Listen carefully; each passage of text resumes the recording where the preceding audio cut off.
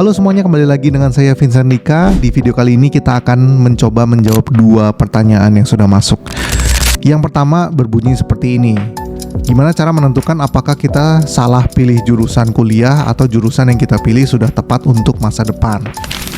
Berarti ini saya anggap sudah milih ya, sudah kuliah ya. Ya pertama-tama kita lihat dulu apakah kita memilih jurusan kita itu dari ngikut teman atau dari orang lain, dari orang tua, atau memang kita pilih sendiri. Kalau ngikut orang lain ya berarti memang kita ikut-ikutan. Tapi kalau kita menentukan sendiri, oh saya pengen ngambil jurusan ini, ya berarti kita sudah benar, sudah on track. Nah nanti ke depannya apakah ini benar-benar bisa menunjang untuk masa depan kita atau pas dengan passion kita, pekerjaan kita, itu belum tentu.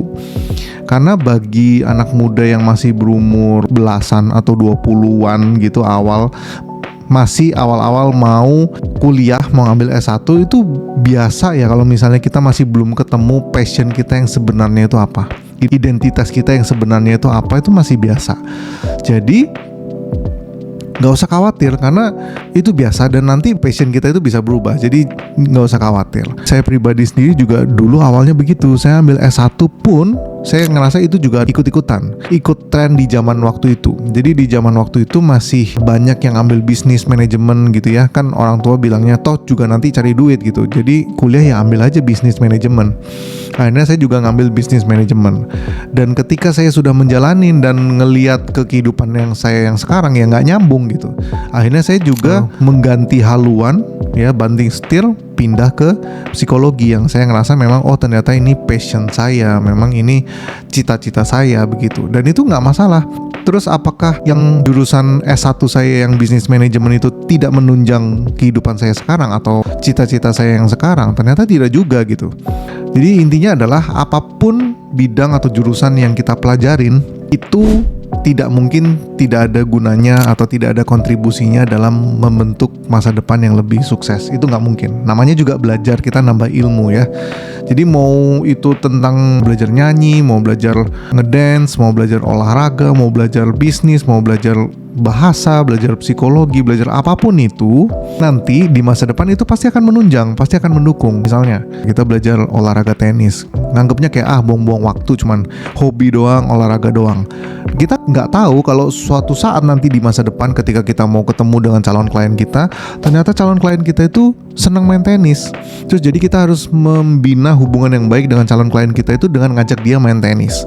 Dan ketika orang itu senang karena kita juga bisa main tenis, akhirnya hubungan itu lebih dekat dan misalnya bisnis itu bisa terjadi dengan lebih mudah karena ada relasi dengan melalui olahraga tenis tersebut. Ujung-ujungnya nyambung juga gitu. Ujung-ujungnya menunjang kehidupan kita juga. Jadi apapun yang mau kita pelajarin, mau public speaking, mau olah suara, mau belajar marketing, mau belajar sales, apapun itu, jangan pernah kita menganggap bahwa oh ini nggak ada gunanya atau ini buang-buang waktu. Nggak ya, karena itu semua nanti akan mendukung masa depan kita atau cita-cita yang ingin kita capai.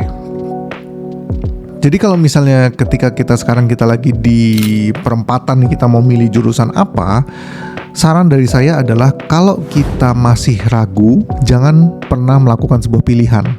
Artinya, kalau kita masih ragu, lakukan riset lebih dalam.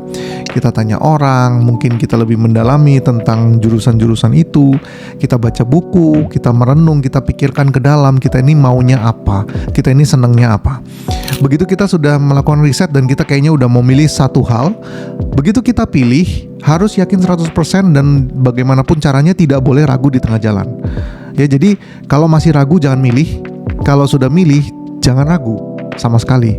Jadi kalau ada muncul keraguan sedikit, apa salah jurusan ya, ingat-ingatlah video yang kali ini bahwa tidak ada satupun ilmu yang tidak ada gunanya atau tidak bisa berkontribusi dalam pencapaian cita-cita kita. Jadi kalau sudah memilih suatu jurusan, kita harus yakin 100%, toh juga kita udah bayar, udah daftar, udah masuk kan. Jadi jangan sampai kita itu putus atau misalnya DO di tengah jalan.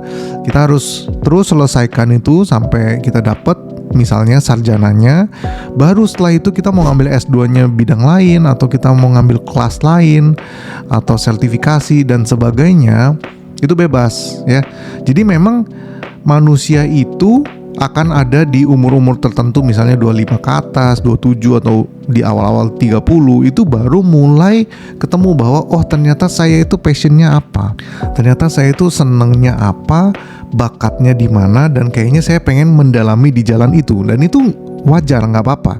Jadi kalau misalnya teman-teman itu masih umur 20-an, masih umur belasan, itu jalanin aja dulu semuanya, pelajarin dulu semuanya, baru nanti di umur-umur tertentu itu akan mulai menyadari bahwa kelebihan kita, passion kita itu di bidang apa.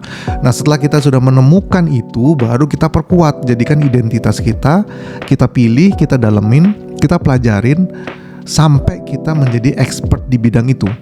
Ya jadi kalau terlalu muda, kalau kita sudah yakin kita mau expertnya apa, ya sudah.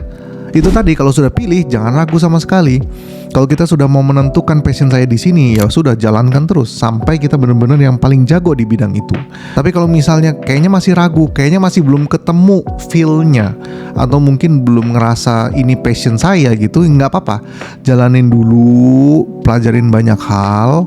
Kita harus experience itu ya, namanya kuliah lah, ketemu orang, ketemu temen, ngerjain tugas, ngerjain skripsi. Kita harus experience semua itu, baru nanti kita akan pelan-pelan setelah sudah masuk dunia organisasi, masuk dunia kerja, pelan-pelan kita akan mengetahui dan menemukan diri kita itu passionnya di mana, bidang yang ingin kita dalamin itu di mana, itu nanti akan ketemu ya. Jadi setelah sudah ketemu baru kita bisa yakin dan mendalami secara 100%. Pertanyaan berikutnya adalah gimana cara berbohong dengan sempurna tanpa ketahuan seseorang?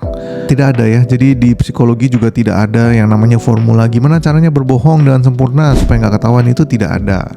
Kenapa? Karena ketika kita melakukan sebuah kebohongan, ya walaupun kelihatannya sempurna, nggak ada yang tahu, tapi tanpa kita sadari dalam hati nurani kita, dalam otak bawah sadar kita itu tahu kalau kita lagi bohong, sehingga itu akan mempengaruhi setiap tindakan sadar kita.